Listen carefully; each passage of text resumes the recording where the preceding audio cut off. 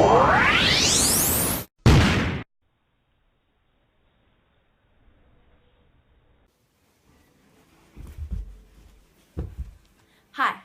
I'm Lauren Thompson from Melbourne Girls College, and I am interested in the science of light. After studying lenses at school, I did some further research of my own into how cameras work.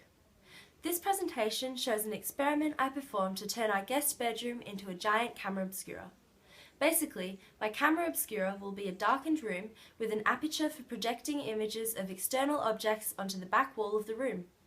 My aims are to, number 1, find out if I can build such a thing and if it will actually work, number 2, to explain why it works, and number 3, to determine the effect of aperture size on image brightness and sharpness.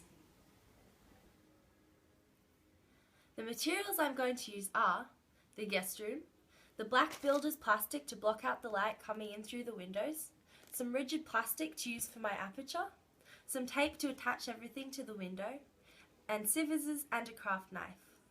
Okay, I'll get moving and start blacking out the room.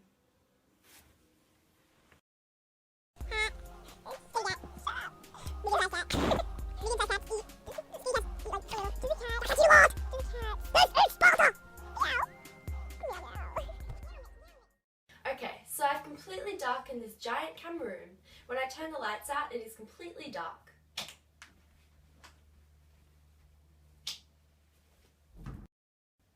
Next, I need to fit the aperture into my camera obscura, and for this I'm going to experiment with 2 different sized aperture holes. I'm using a thick piece of plastic and I've melted 2 relatively round holes into it. The smaller one is about 8mm in diameter, whereas the larger one is about 25mm in diameter. So I'm going to cut a hole in this blackout and I'm going to fit this to it, and this might take a while, so let's speed up time.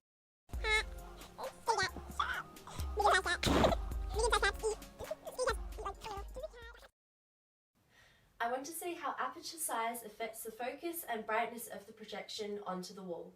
My hypothesis is that the smaller hole will give me a sharper yet dimmer image, whereas the larger hole will have a greater brightness, however a corresponding decrease in focus. I will cover up the smaller aperture with this opaque piece of electrical tape. I switched off the lights and my room-sized camera really worked.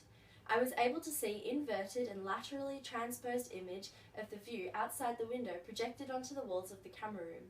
It took some time for my eyes to adjust, but when they did, I was able to clearly make out the trees and houses across the street.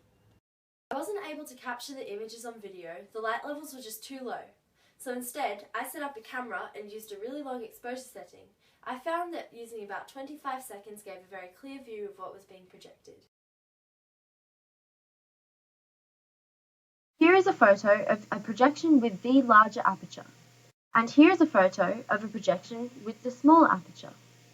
I have found that you can see a clearer shot of the projected images when the image isn't upside down. So here is another projection with a larger aperture, but this time the right way up. As you can see, a larger hole produces a brighter picture. This is because more light can travel through the hole, which is less focused because the projections are large and overlap quite a lot. The small aperture produces quite the opposite. The image is sharp due to the projections being smaller and not overlapping as much. It also produces a dim projection as less rays of light can travel through the hole. The image on the wall opposite the hole is inverted and laterally transposed because light travels in straight lines, a property known as rectilinear propagation of light.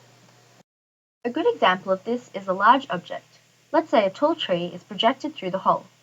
Light rays from the top of the tree travel in a straight line to the camera opening and hit the bottom of the back of the camera.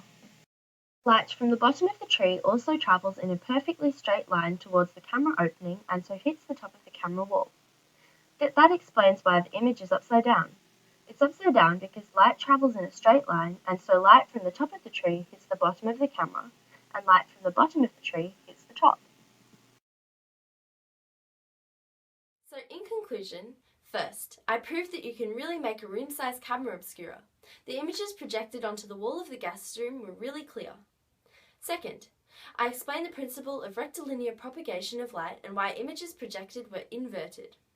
Third, the hypothesis that a smaller aperture would produce a more focused but less bright image than a large aperture was proved correct.